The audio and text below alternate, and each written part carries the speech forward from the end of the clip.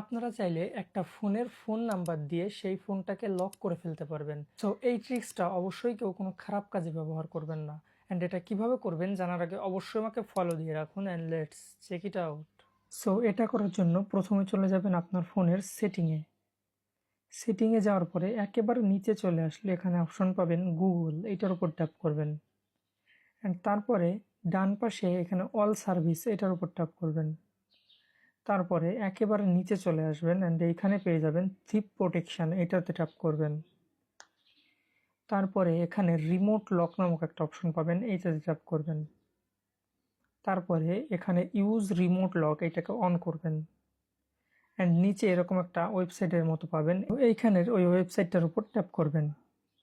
And এইখানে আপনি যে নাম্বারটাকে লক করতে চাচ্ছেন, অর্থাৎ যে সিমটার নাম্বারটা দিয়ে ফোনটাকে লক করতে চাচ্ছেন, সেই নাম্বারটা এখানে টাইপ করবেন।